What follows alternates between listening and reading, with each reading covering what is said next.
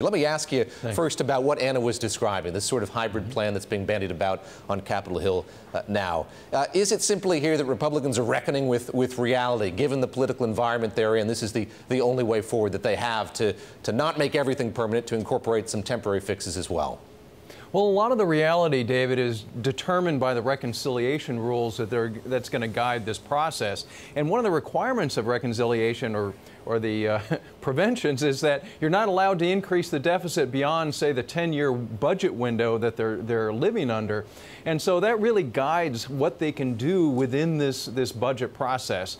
And so what they're trying to balance is a few different things. One is trying to get as much economic growth out of this package as possible, deliver as much middle-class tax relief as possible, but do that in a way that doesn't increase the deficit, not only within this first 10 years, but also in the 10 years beyond.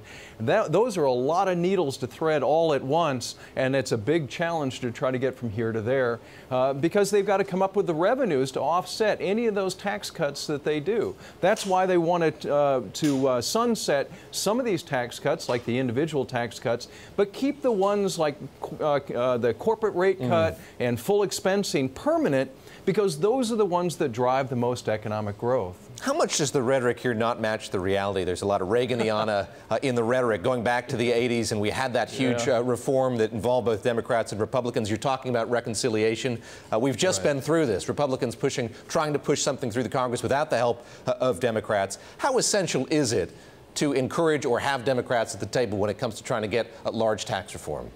Well, certainly that would be terrific, but I don't think it's possible, because from what I'm hearing, most Democrats won't vote for a bill that will give Donald Trump a victory. So politics is really playing a huge role in here, unlike what it did in 1986. So Republicans really are going at it alone, which gives them both the responsibility, but also the